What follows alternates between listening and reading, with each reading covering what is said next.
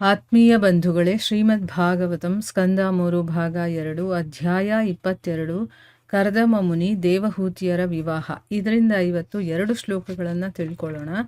ಶ್ಲೋಕ 32.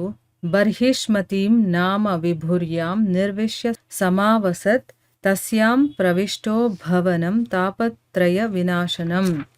ಅನುವಾದ: ಮನುವು ತಾನು ಹಿಂದೆ ವಾಸವಾಗಿದ್ದ ಬರ್ಹಿಷ್ಮತಿ ನಗರವನ್ನು ಪ್ರವೇಶಿಸಿ ತನ್ನ ಅರಮನೆಯನ್ನು ಹೊಕ್ಕನು. ಅಲ್ಲಿ ಐಹಿಕ ಅಸ್ತಿತ್ವದ ತಾಪತ್ರಯಗಳಿಲ್ಲದ ವಾತಾವರಣವಿತ್ತು. ಶ್ಲೋಕ 33. ಸಭಾರ್ಯ ಸಪ್ರಜ ಕಾಮಾನ್ ಬುಭುಜೇನ್ಯಾವಿರೋಧತಃ ಸಂಗೀಯಮಾನ ಸತ್ಕೀರ್ತಿ ಸಸ್ತ್ರೀಭಿ ಸುರಗಾಯಕೈಃ ಪ್ರತ್ಯೂಷೇಷ್ವನುಬದ್ಧೇನ ಹೃದಾ ಶೃಣ್ವನ್ ಹರೇ ಕಥಾಃ. ಅನುವಾದ: ಚಕ್ರವರ್ತಿಯಾದ ಸ್ವಯಂಭೂವ ಮನುವು ತನ್ನ ಹೆಂಡತಿ ಮತ್ತು ಪ್ರಜೆಗಳೊಂದಿಗೆ ಜೀವನವನ್ನು ಅನುಭೋಗಿಸಿದನು. ಧಾರ್ಮಿಕ ಪ್ರಕ್ರಿಯೆಗೆ ವಿರುದ್ಧವಾದ ಅನಗತ್ಯ ತತ್ವಗಳಿಂದ ವಿಚಲಿತನಾಗದೆ ತನ್ನ ಬಯಕೆಗಳನ್ನು ಈಡೇರಿಸಿಕೊಂಡನು. ಆ ಸಾಮ್ರಾಟನ ಶುದ್ಧ ಕೀರ್ತಿಯನ್ನು ಕುರಿತು ಸ್ವರ್ಗೀಯ ಗಾಯಕರು ಮತ್ತು ಅವರ ಪತ್ನಿಯರು ಸಮೂಹ ಗಾನ ಮಾಡಿದರು. ಪ್ರತಿದಿನವೂ ಬೆಳಗಿನ ಜಾವದಲ್ಲಿ ಅವನು ಪ್ರೇಮಪೂರಿತ ಹೃದಯದಿಂದ ದೇವೋತ್ತಮ ಪರಮಪುರುಷನ ಲೀಲೆಗಳನ್ನು ಶ್ರವಣ ಮಾಡುತ್ತಿದ್ದನು. ಇವು ಶ್ಲೋಕಗಳು ಮತ್ತು ಅವುಗಳ ಅನುವಾದ. ಈಗ ಭಾವಾರ್ಥದ ಮೂಲಕ ನಾವು ಇದರ ಅರ್ಥವನ್ನು ತಿಳ್ಕೊಳ್ಳೋದಕ್ಕೆ ಪ್ರಯತ್ನ ಮಾಡೋಣ. ಹೋದ ಭಾಗದಲ್ಲಿ ನಾವೇನು ತಿಳ್ಕೊಂಡಿದ್ವಿ? ಮನು ಏನು ಮಾಡ್ದ? ಕುಶ ಮತ್ತು ಕಾಶಗಳ ಆಸನವನ್ನು ಹಾಸ್ಕೊಂಡು ಯಾರ ಅನುಗ್ರಹದಿಂದ ಈ ಲೌಕಿಕ ಭೂತಲದ ರಾಜ್ಯಭಾರವನ್ನು ಪಡೆದಿದ್ದಾನೋ ಆ ದೇವೋತ್ತಮ ಪುರುಷನಾದ ಭಗವಂತನನ್ನು ಪೂಜಿಸ್ತಾನೆ. ಅಂದರೆ ಭಗವಂತನನ್ನು ಅವನು ಮರೀಲಿಲ್ಲ. ಅವನಿಗೆ ಎಷ್ಟು ಐಶ್ವರ್ಯ, ಅಂತಸ್ತು, ಏನೇ ಸೌಕರ್ಯ ಬಂದರೂ ಕೂಡ ಭಗವಂತನನ್ನು ಸ್ಮರಣೆಯಲ್ಲಿ ಇಟ್ಕೊಂಡಿರ್ತಾನೆ. ಆದರೆ ಈಗ ನಾವೇನು ಮಾಡ್ತೀವಿ? ಸ್ವಲ್ಪ ಏನಾದರೂ ನಮಗೆ ಕೀರ್ತಿ, ಹಣ, ಸಂಪತ್ತು, ಐಶ್ವರ್ಯ ಇದೆಲ್ಲ ಬಂತು ಅಂತಂದರೆ ದೇವರನ್ನ ಮರೆತೇ ಬಿಡ್ತೀವಿ. ಆ ರೀತಿ ಮಾಡಬಾರ್ದು. ಇಡೀ ಜಗತ್ತಿಗೆ ಅವನು ಸಾಮ್ರಾಟನಾಗಿದ್ದರೂ ಕೂಡ ಭಗವಂತನ ಸ್ಮರಣೆಯನ್ನು ಮರೀಲಿಲ್ಲ. ಅದನ್ನು ಇಲ್ಲಿ ನಮಗೆ ಹೇಳ್ಕೊಡ್ತಾ ಇದ್ದಾರೆ. ಈ ರೀತಿ ಇರಬೇಕು ಅಂತಂದ್ಬಿಟ್ಟು ಅಂತ ತಿಳ್ಕೊಂಡಿದ್ವಿ. ಮುಂದುವರೆದು ಇಲ್ಲಿ ಹೇಳ್ತಾರೆ, ಮನು ತಾನು ಹಿಂದೆ ವಾಸ ಆಗಿರ್ತಾನಲ್ಲ ಬರ್ಹಿಷ್ಮತಿ ನಗರ, ಅದನ್ನು ಪ್ರವೇಶ ಮಾಡಿದ ತಕ್ಷಣ ಅಂದರೆ ಆ ಮುನಿಗಳ ಆಶ್ರಮದಿಂದ ತನ್ನ ನಗರವನ್ನು ಪ್ರವೇಶ ಮಾಡಿ ತನ್ನ ಅರಮನೆಗೆ ಹೋಗ್ತಾನೆ. ಅಲ್ಲಿ ಐಹಿಕ ಅಸ್ತಿತ್ವದ ತಾಪತ್ರಯಗಳಿಲ್ಲದ ಒಂದು ವಾತಾವರಣವಿತ್ತು. ಅಂದರೆ ಈ ಜಗತ್ತಲ್ಲಿ ಇರೋದಕ್ಕೆ ಏನೆಲ್ಲ ಬೇಕೋ ಅದೆಲ್ಲ ಅಲ್ಲಿತ್ತು ಅಂತ ಅರ್ಥ. ಅಂದರೆ ಅವನಿಗೆ ಯಾವುದೇ ವಿಚಾರದಲ್ಲೂ ಕೂಡ ಕುಂದುಕೊರತೆಗಳು ಇರಲಿಲ್ಲ.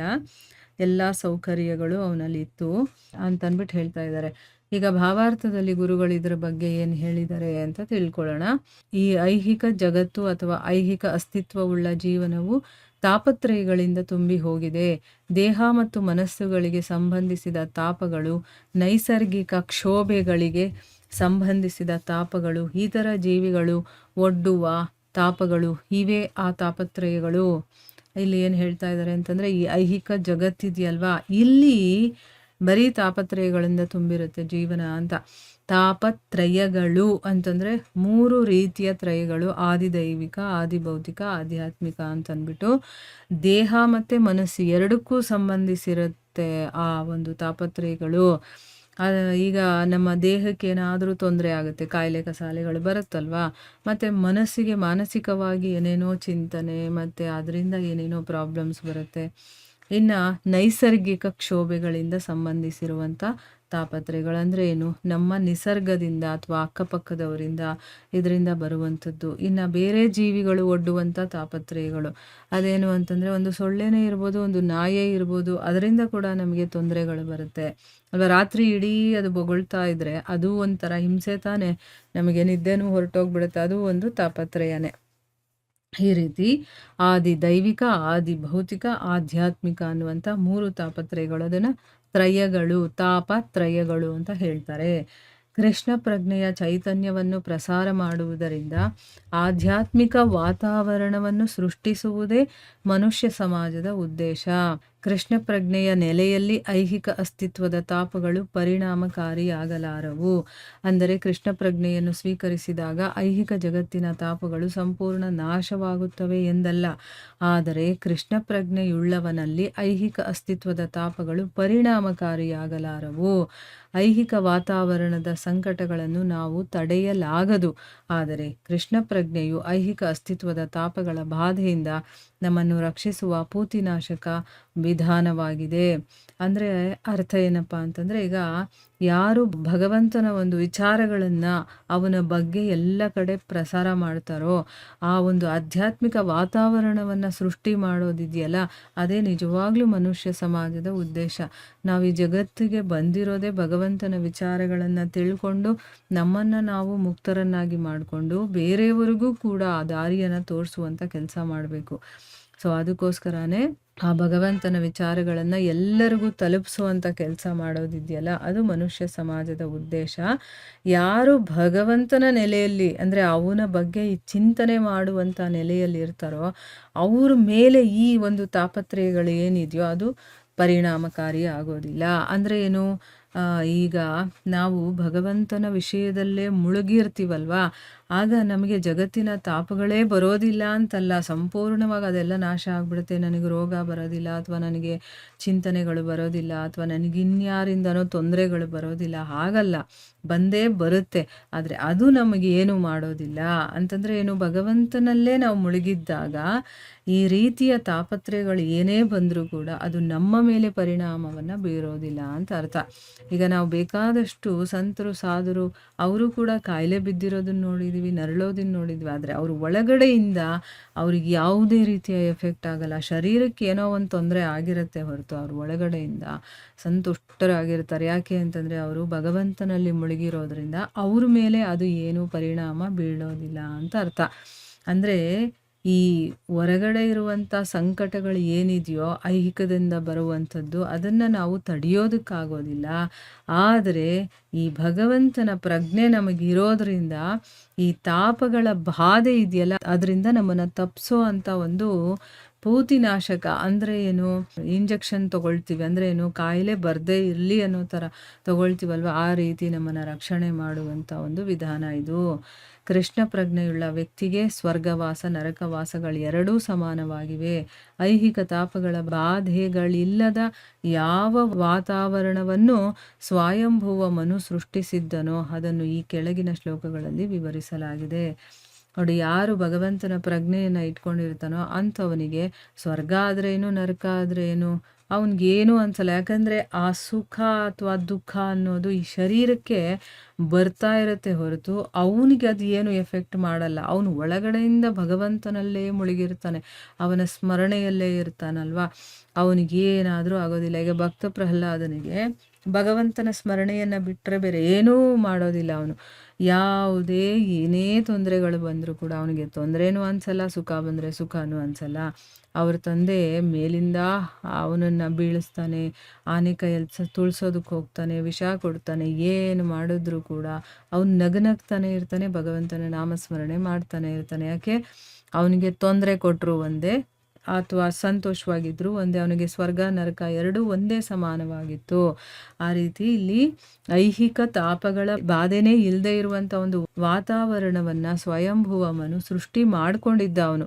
ಈಗ ನಮಗೆ ನಾವೇನು ಹೇಳ್ತೀವಿ ಅಂದರೆ, ಅಯ್ಯೋ ನಮ್ಮ ಮನೇಲಿ ಟೈಮೇ ಇರೋದಿಲ್ಲ, ನನಗೆ ಜವಾಬ್ದಾರಿಗಳು ಜಾಸ್ತಿ, ಕೆಲಸ ಜಾಸ್ತಿ, ಇದೆಲ್ಲ ಮಾಡೋದಕ್ಕೆ ನಂಗೆ ಸಮಯ ಇಲ್ಲ, ಹಾಗೆ ಹೀಗೆ ಅಂತೆಲ್ಲ ಮಾತಾಡೋರನ್ನ ನಾವು ಬೇಕಾದಷ್ಟು ನೋಡಿದ್ದೀವಿ ಅಲ್ವಾ. ಆದರೆ ನಾವು ಮಾಡ್ಕೋಬೇಕು, ಮನಸ್ಸು ಮಾಡಿದ್ರೆ ನಾವು ಏನು ಬೇಕಾದರೂ ಸಾಧನೆ ಮಾಡಬಹುದು.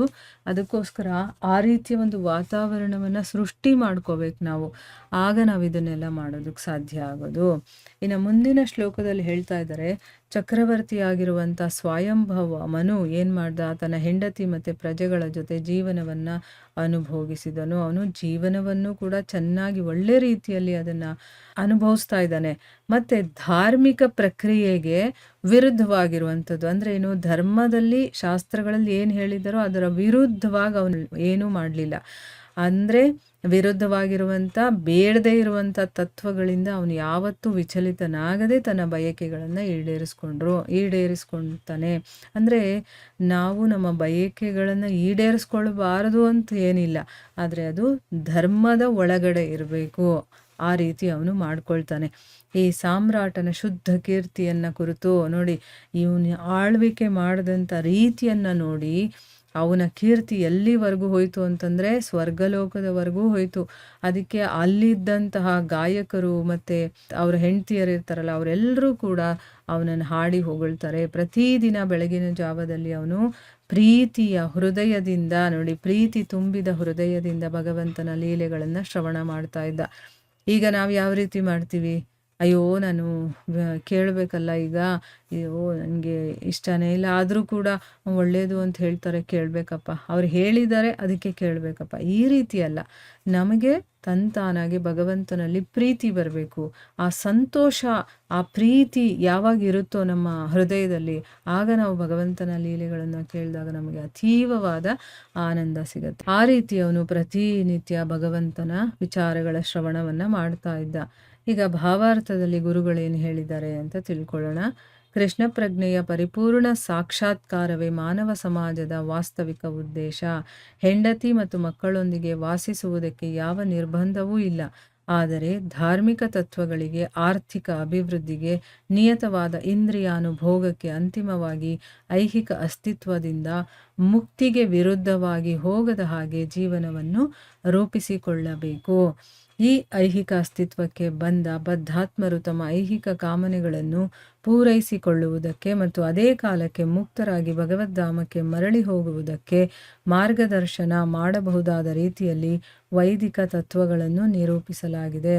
ಇಲ್ಲೇನು ಹೇಳ್ತಾ ಇದ್ದಾರೆ ಅಂತಂದರೆ, ಭಗವಂತನ ಸಾಕ್ಷಾತ್ಕಾರ ಮಾಡಿಕೊಳ್ಳೋದೇ ಮಾನವ ಸಮಾಜದ ವಾಸ್ತವಿಕ ಉದ್ದೇಶ. ಆ ಉದ್ದೇಶವನ್ನೇ ನಾವು ಮರ್ತು ಹೋಗಿದ್ದೀವಿ. ನಾವು ಯಾಕೆ ಇಲ್ಲಿದ್ದೀವಿ, ಮನುಷ್ಯರಾಗಿ ನಾವು ಯಾಕೆ ಹುಟ್ಟಿದ್ದೀವಿ ಅನ್ನೋದೇ ನಮಗೆ ಮರ್ತು ಹೋಗಿದೆ. ಈಗ ಹೆಂಡತಿ ಮಕ್ಕಳು ಅಂತ ಅಂದ್ಕೊಂಡು ಅಥವಾ ಗಂಡನ ಜೊತೆ ನಾವು ವಾಸ ಮಾಡೋದು ಅದು ತಪ್ಪ ಅಂತ ಅನ್ನಿಸ್ಬೋದು ನಮಗೆ. ಅದಕ್ಕೆ ಯಾವ ನಿರ್ಬಂಧನೂ ಇಲ್ಲ ಅಂತ ಹೇಳಿದ್ದಾರೆ. ಆದರೆ ನಾವೇನು ಮಾಡ್ತಾ ಇದ್ದೀವಿ, ಬರೀ ನಮ್ಮ ಇಂದ್ರಿಯ ತೃಪ್ತಿಗಳನ್ನು ಪಡ್ಕೊಳ್ಳೋದ್ರಲ್ಲೇ ನಾವು ಮುಳುಗಿ ಹೋಗಿದ್ದೀವಿ. ಅದು ಒಂದಕ್ಕೆ ಅಂತ ನಾವು ಬಂದಿಲ್ಲ ಇಲ್ಲಿ. ನಾವು ಧಾರ್ಮಿಕ ತತ್ವಗಳೇನಿದೆಯೋ ಅದಕ್ಕೆ, ಮತ್ತು ಆರ್ಥಿಕ ಅಭಿವೃದ್ಧಿಗೆ, ಅಂದರೆ ನಾವು ಆರ್ಥಿಕವಾಗೂ ಬೆಳಿಬೇಕು, ಧಾರ್ಮಿಕ ತತ್ವಗಳನ್ನು ಫಾಲೋ ಮಾಡಬೇಕು, ಮತ್ತು ನಿಯಮಿತವಾದಂಥ ಇಂದ್ರಿಯ ಭೋಗ ಅದರಲ್ಲೇ ಮುಳುಗಿರೋದಲ್ಲ. ಅದಕ್ಕೆ ಅಂತ ಕೆಲವೊಂದು ನಿಯಮಗಳಿದೆ. ಆ ನಿಯಂತ್ರಿತವಾದ ಇಂದ್ರಿಯ ಭೋಗಕ್ಕೆ ಅಂತಿಮವಾಗಿ ನಾವು ಐಹಿಕ ಅಸ್ತಿತ್ವದಿಂದ ಮುಕ್ತಿಯ ಕಡೆಗೆ ಹೋಗಬೇಕು. ಆ ರೀತಿ ನಮ್ಮ ಜೀವನವನ್ನು ನಡೆಸ್ಕೊಳ್ಬೇಕು. ಅದು ಬಿಟ್ಬಿಟ್ಟು ಐಹಿಕ ಜೀವನದಿಂದ ಮುಕ್ತಿಯ ಕಡೆಗೆ ವಿರುದ್ಧವಾಗಿ ಮುಕ್ತಿಗೆ ಹೋಗದೇ ಇರೋ ಹಾಗೆ ಮಾಡ್ಕೋಬಾರ್ದು. ಅದರ ಬದಲಾಗಿ ನಾವು ಮುಕ್ತಿಯ ಕಡೆಗೆ ಹೋಗಬೇಕು. ಆ ರೀತಿ ನಮ್ಮ ಜೀವನವನ್ನು ರೂಪಿಸ್ಕೊಳ್ಬೇಕು. ಈ ಒಂದು ಐಹಿಕ ಅಸ್ತಿತ್ವಕ್ಕೆ ಬಂದಂತಹ ಬದ್ಧಾತ್ಮರು, ಅಂದರೆ ನಮಗೆ ಯಾವುದೋ ಒಂದು ಭೋಗಗಳನ್ನು ಭೋಗಿಸ್ಬೇಕು ಅಂತ ಆಸೆ ಇರೋದಕ್ಕೆ ನಾವು ಇಲ್ಲಿ ಬಂದಿರೋದು. ಅದನ್ನು ಪೂರೈಸ್ಕೊಳ್ತಾ ಅದೇ ಸಮಯಕ್ಕೆ ಮುಕ್ತರೂ ಕೂಡ ಆಗಬೇಕು. ಆ ರೀತಿ ಭಗವದ್ಧಾಮಕ್ಕೆ ವಾಪಸ್ ಹೋಗೋದಕ್ಕೆ ಏನು ಬೇಕೋ ಆ ಮಾರ್ಗದರ್ಶನವನ್ನು ಕೊಡೋ ರೀತಿಯಲ್ಲಿ ಈ ವೈದಿಕ ತತ್ವಗಳನ್ನು ನಿರೂಪಣೆ ಮಾಡಿದ್ದಾರೆ. ವೈದಿಕ ತತ್ವಗಳು ಅಂತಂದರೆ ಧರ್ಮಗ್ರಂಥಗಳಲ್ಲಿ ಇದೆಯಲ್ಲ, ಅದನ್ನು ಹೇಗೆ ರಚನೆ ಮಾಡಿದ್ದಾರೆ ಅಂತಂದರೆ, ನಾವಿಲ್ಲಿ ಭೋಗಗಳನ್ನು ಭೋಗಿಸ್ಕೊಂಡು ಅದರ ಜೊತೆಗೆ ನಾವು ಮುಕ್ತಿ ಮಾರ್ಗದ ಕಡೆನೂ ಹೋಗ್ಬೇಕು. ಅದಕ್ಕೆ ವರ್ಣಾಶ್ರಮ ಧರ್ಮಗಳನ್ನೆಲ್ಲ ಮಾಡಿರುವಂಥದ್ದು. ಅದನ್ನೆಲ್ಲ ತಿಳ್ಕೊಂಡು ಅದನ್ನು ಸರಿಯಾದ ರೀತಿಯಲ್ಲಿ ನಾವು ಫಾಲೋ ಮಾಡ್ಕೊಂಡು ಹೋದಾಗ ನಮ್ಮ ಕಾಮನೆಗಳನ್ನು ನಾವು ಈಡೇರಿಸ್ಕೊಂಡು ಅದೇ ಜೊತೆಗೆ ನಾವು ಮುಕ್ತಿಯ ಕಡೆಗೂ ಕೂಡ ನಾವು ಹೋಗಬಹುದು. ಅಂದರೆ ನಾವಲ್ಲಿ ಸ್ಟೆಪ್ ಬೈ ಸ್ಟೆಪ್ ಮುಂದುವರಿತಾ ಹೋಗ್ಬೋದು ಅಂತಂದ್ಬಿಟ್ಟು ಇಲ್ಲಿ ಹೇಳಿದ್ದಾರೆ. ಇದರ ಮುಂದುವರಿದ ಭಾಗ ಇನ್ನೂ ಇದೆ, ಅದನ್ನು ನಾವು ಮುಂದಿನ ಭಾಗದಲ್ಲಿ ತಿಳ್ಕೊಳ್ಳೋಣ. ಹರೇ ಕೃಷ್ಣ.